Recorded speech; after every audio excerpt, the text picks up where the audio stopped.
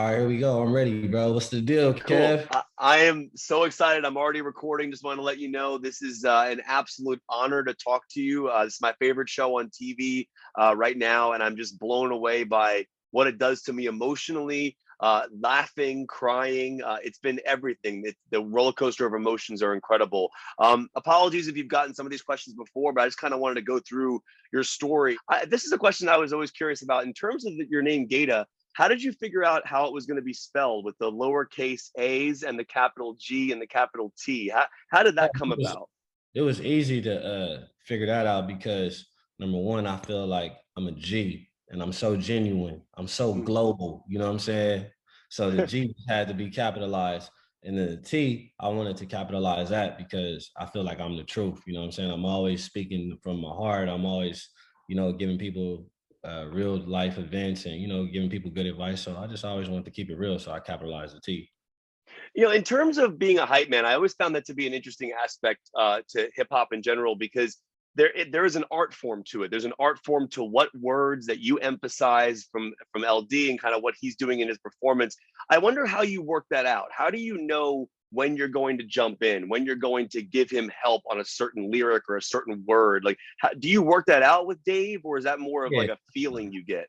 We definitely work it out, and then sometimes we do it naturally because if you listen to the complexity of the way he raps, the way he puts his words together, his wordplay is immaculate, his vocabulary is immaculate. Yeah. So you got to be on point and you got to pick and choose the spots, that hit the hardest. Like because the hype man job is to hype up the crowd, to hype up the that bar that we're trying to get across or whatever the line is. So it's his records and his songs. So he'll tell me like, okay, I want to hit this beat, I want to hit that beat. But it's not about just being able to hype up the crowd and just know the what's going on in the moment. You really got to be skillful. You know what I'm saying? Yeah.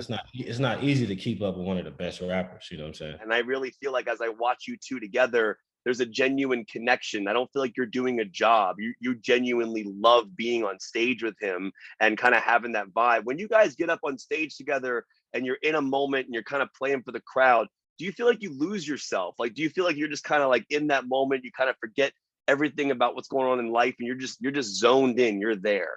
Yeah, it'll be some points where like we'll be making eye contact on stage and I could realize that we both having an outer body experience. Like we could just be feeling it like because sometimes those adrenaline rushes that hit you when you're on your stage, man, it's just like one of the best fun. So when we in the moment and we engaging together, it's just like a pure, genuine moment that you could tell we both really having a good time. Like you said, I'm really excited to be up there because I really want to be a rapper. I'm an entertainer, I'm a performer. So I love doing what I do. As a hype man, when you release a song, who becomes your hype Honestly, my dog. Every time I turn, man? every time I turn my music on at the crib, he be running in circles and stuff like that. But no, all BS aside, my girl, she love my music. My mom and my sister, of course, the fans. I've been getting great feedback. But to be honest with you, I be so naturally geeked and hyped. I don't even need no hype, man. I got enough energy for the whole world, as we can see, man. I'm trying to hype up everybody. So yeah, I hype myself up every day I get up, man. And honestly, today you my hype man, bro. You hype me up today. This is for you know what I'm saying. Good day, DC.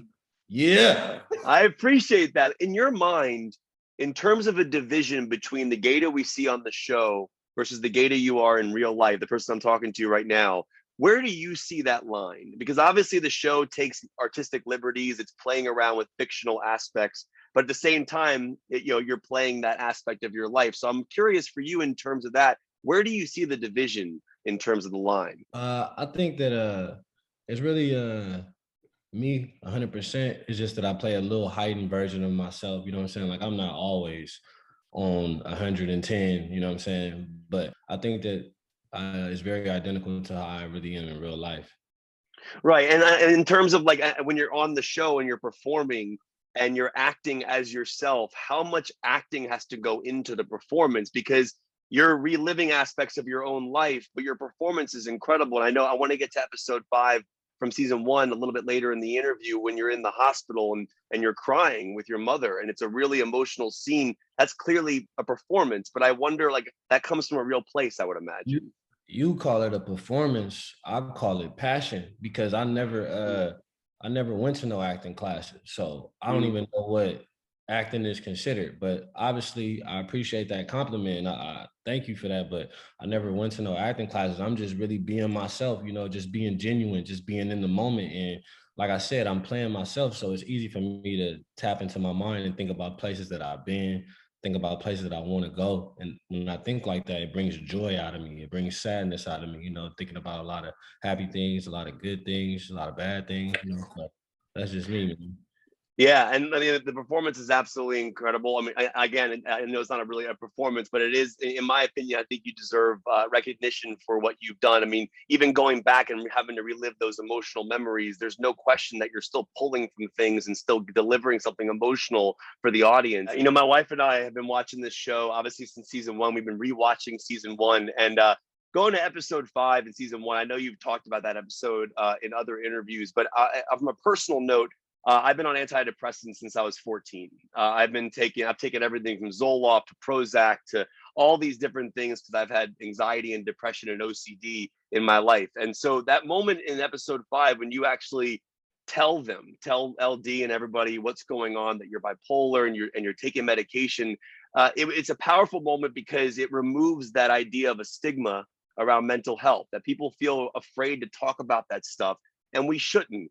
And as I watch the show, I look at the show and I go, I hope everybody can be that brave. I hope everybody can actually talk about what they're going through, because I feel like it makes everything so much easier to understand, especially if you're having a hot or a cold day, as you mentioned in the dialogue. Can you talk about kind of what it meant to you personally to be able to deliver that monologue in a show? You know, this is a comedy show, but it's also a drama. I mean, it's life. The show is life, I would argue.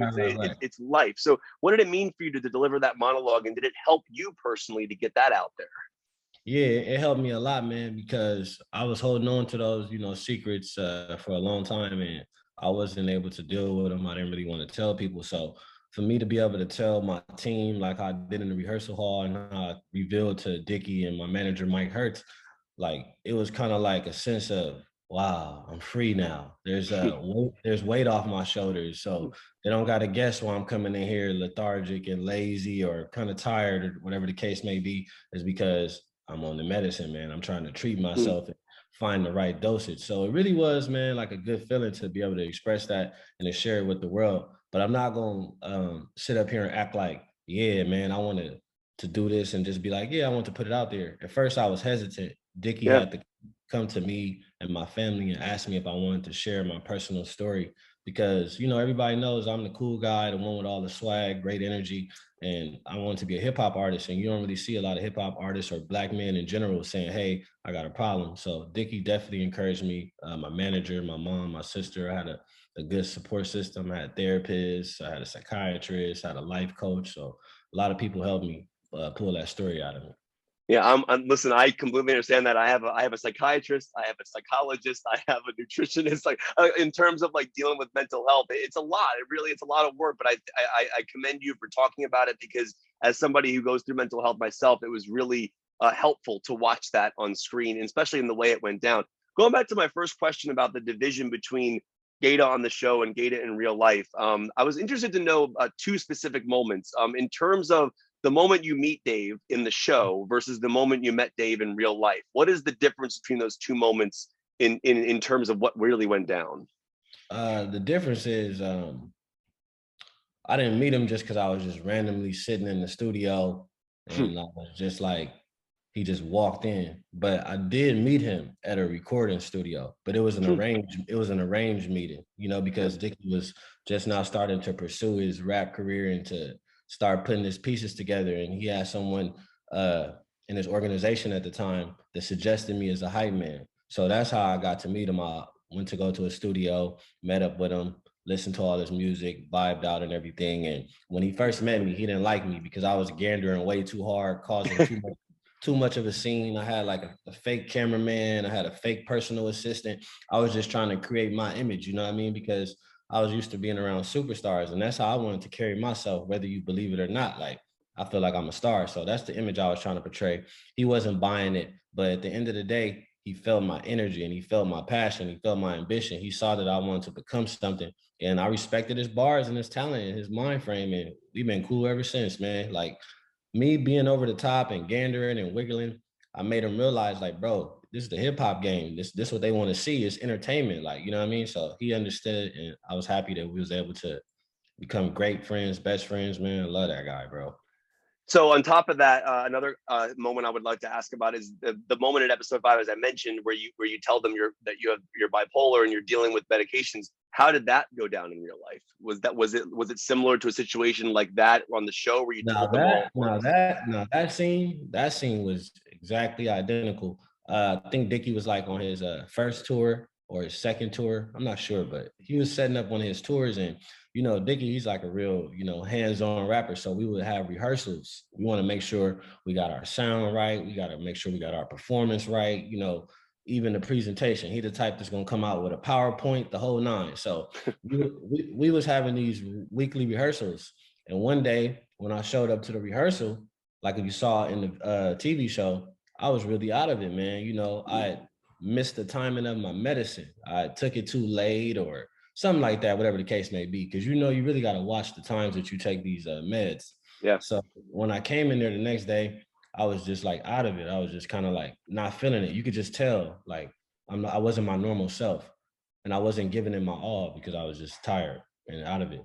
So that's when I had to tell him, like, yo, man, I'm sorry. I ain't trying to mess up your performance, bro, or your rehearsal. Like, I know we going on tour and stuff, but this is what's going on, man. I'm bipolar. I didn't take my medicine last night, and look, man, I'm jacked up right now. Just give me some time, and I'm a double back. We're gonna get it right, and that's what happened. And then they respected me right then and there, right on the spot. You know what I'm saying? Because not too many people gonna just open up and be like, you know, like, hey, man, I'm bipolar, man. So Yeah, I like the way Dave responds in that scene. He goes, "I can't really be mad at you at this point," because like he's like basically, I need.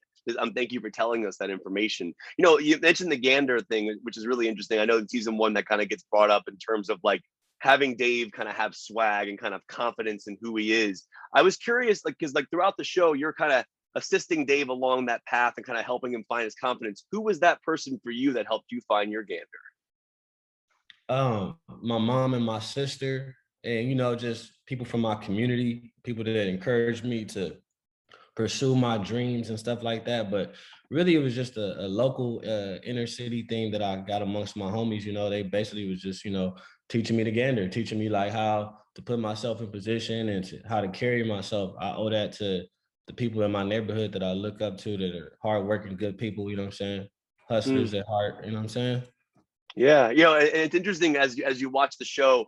I was wondering this is something I find interesting. As you play out aspects of your life on a television show that we are as an audience are watching, you're telling us about your story. You're telling us about your relationship with Dave. I'm curious in terms of after you film these 2 seasons, how it has changed your perspective on your own life. That you've put it out there, you kind of worked through some of that emotional stuff through the show itself, kind of. And I wonder, does it give you different perspective on your own life in general? Yeah, it made me realize how much harder I could be going. You know what I'm Mm, saying? Like, that's what it made me realize. Like, damn, if I got here and put all this work in over the years, okay, and now that I'm here, it's like, dang, just imagine if I would have worked even harder and continue to keep this same work ethic, I can go even further. You know what I'm saying? And it's just a great feeling, man. But it really just makes me want to just take care of my business and just keep setting more goals. That's all, man. It just makes me want to seize the moment while I'm here, because you wait so long to finally get a platform, to finally be yeah. heard, to have a voice. And it makes me just really want to be more strategic and just wise. Yeah, I've watched the season 1 finale probably 5 times. That Let's moment, go. dude, that moment with Charlemagne on the Breakfast Club when he just drops that freestyle is absolutely unbelievable.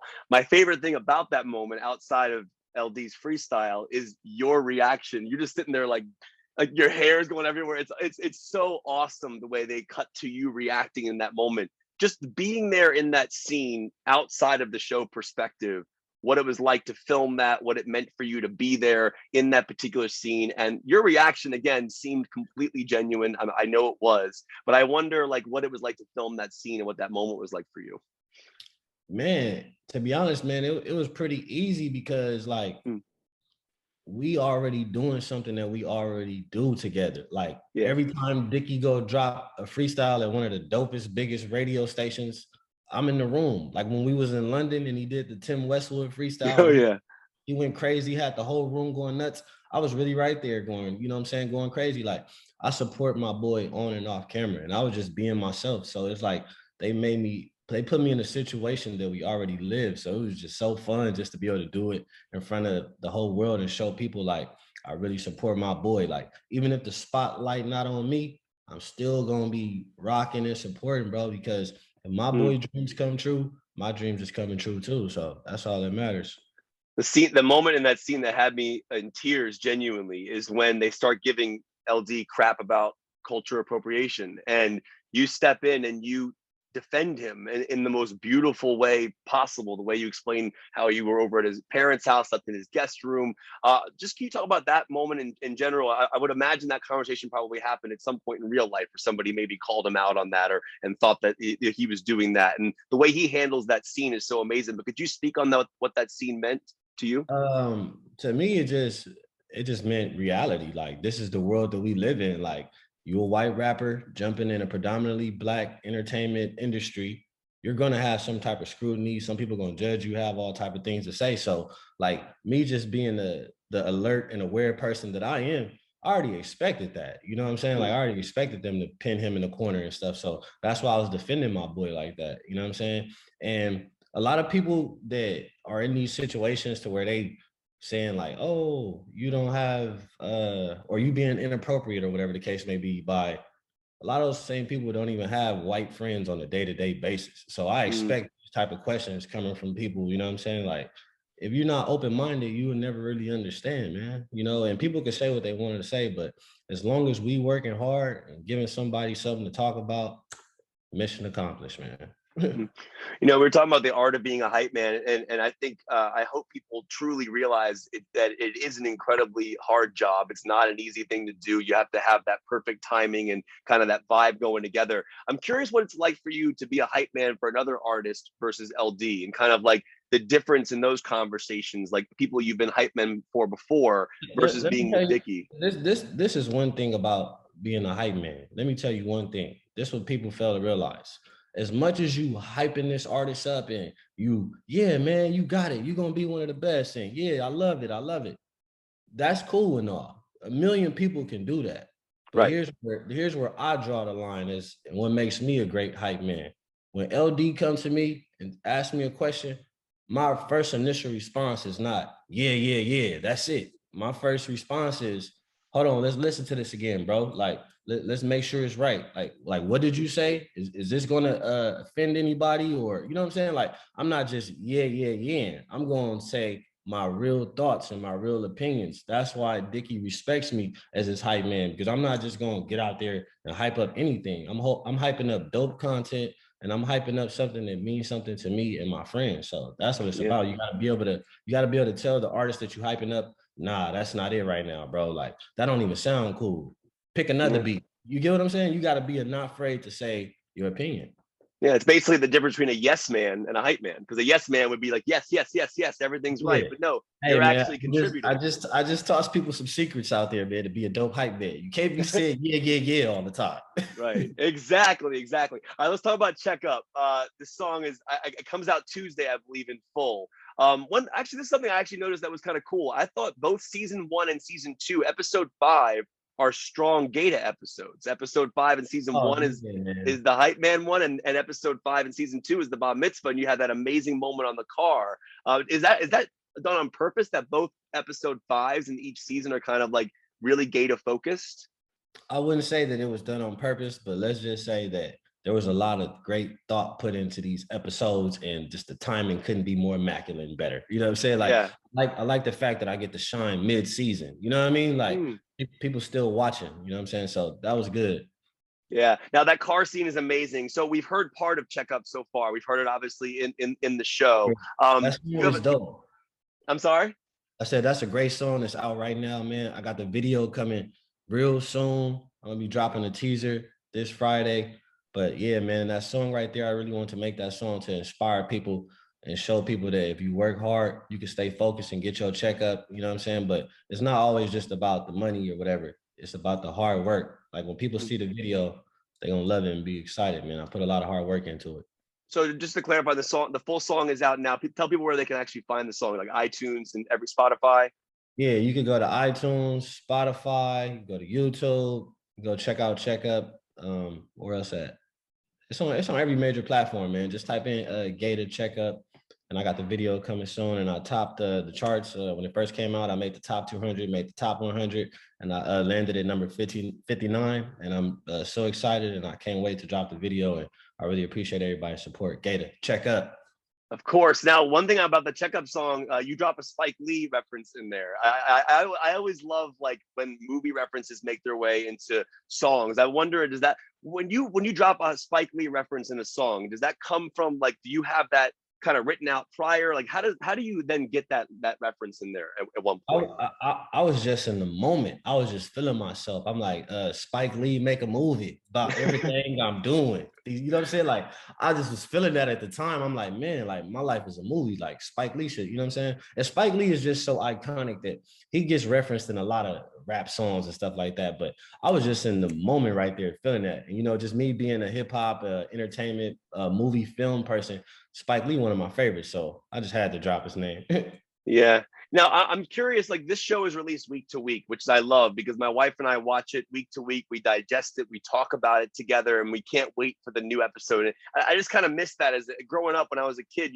The week to week thing was the best thing to do it. Nowadays, everyone's just binging everything. Are you someone who will binge like a show all at once, or do you like the week to week in terms of the way Dave's released? Well, I'll be having too much stuff to do, so I can't binge something just in one sitting no more. Those days is over. I got to catch it week to week or whenever I got time. That's why I'd be so excited to watch Dave all new Wednesday tonight. You know what I'm saying? New episode streaming the next day on Hulu. But I'm the type of guy that I need to watch it live. You know what I'm saying? Or I can either come back and watch it later. But I like to watch my show personally live. Yeah, yeah, definitely. And in terms of like this show itself, how close? I mean, obviously you and Dave were already close prior to the show, but how close is the show? Has the show brought you guys closer together? Do you feel like you've formed a closer bond because of making the show? Do you feel like maybe musically things are going to be different going forward? Like, do you think you found a different process through the show? Definitely, man. What's so crazy is I've been rocking with him for like 7 years, going on 8 years. Yeah. When we was already tighter than shoestrings. We was already tighter than shoestrings, you know what I'm saying? But now that the TV show is out, it just goes to show like how cool and close that we really are. Because like I already knew I was an important piece in the system that he's aligned in his brand and stuff like that.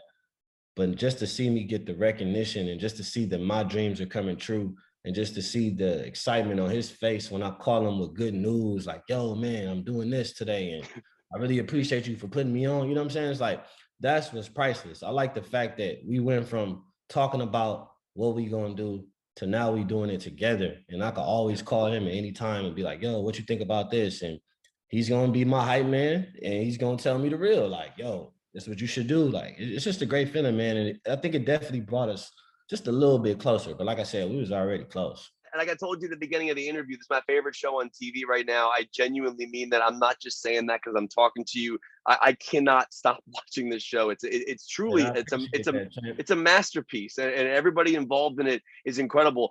Going back to what I was talking about in terms of episode 5 and the mental health aspect of it, I'm curious. Once that episode aired, and then you started seeing all the social media people talking about what it meant to them, what like were there certain people that reached out to you that meant that just like it blew your mind to hear their stories and to hear from them and kind of what that episode made them feel about their own mental health? Yeah, definitely, man. Like the first couple of days after it aired, I remember, I went back to my old neighborhood, my mom's house. I was going to PetSmart and I was Uh, in there shopping for some stuff for my dog. And this older Black woman comes up to me and she was like, man, I seen episode 5, it really touched me. It made me want to talk about my situation more. And then she started opening up more, like how she was about to commit suicide the year before, but she bought a cat, and her cat was the reason that, you know, she wanted to keep on living. And then she saw my episode, and she just was just, you know, she really broke down and cried for me. So that right there made me feel like, damn, I'm really touching people sharing my story. And then of course, you know, a lot of people on Instagram hit me up and stuff like that. But it's just dope, man, just to see that I get to be recognized for something that a lot of people can relate to. And it don't got nothing to do with music, or it don't got nothing to do with my clothes or nothing like that. It's just my mind. You know what I'm saying? So that's what makes me feel good. Like, people love me for me and not who they think I am. Yeah, there's a really interesting line that you say. I think it's early in season 1 where you say people try to size me up all the time.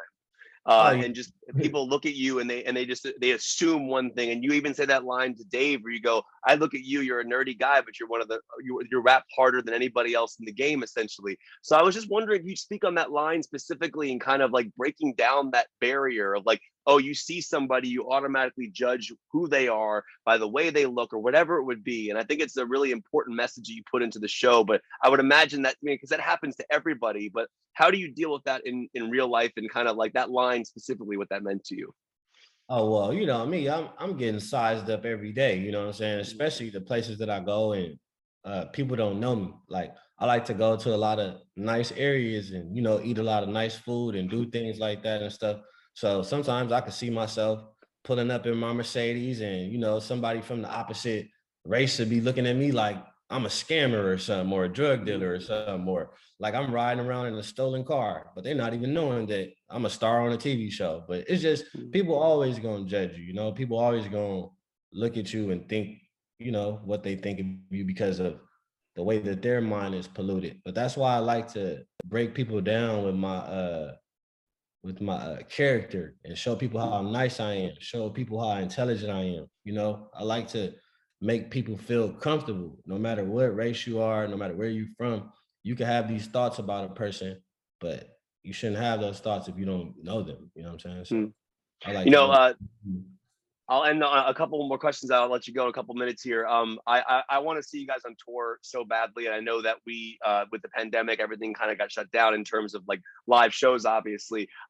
In terms of touring, do you have any idea of maybe when you and Dick you're going to go back out again? Because my wife and I want to come see you guys live so bad, and I would love to see y'all in a stadium or whatever you're going to play. Do you have any plans for that at the moment?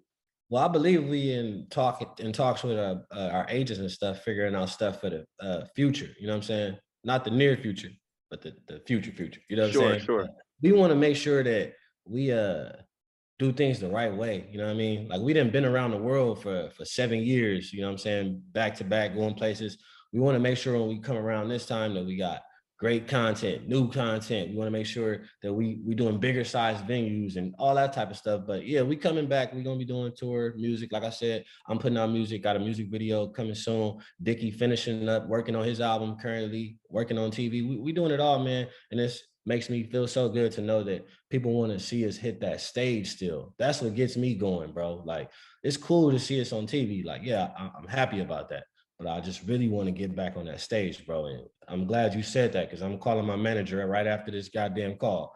Dude, I will buy tickets today if they go on We got to sale. get on that stage, man.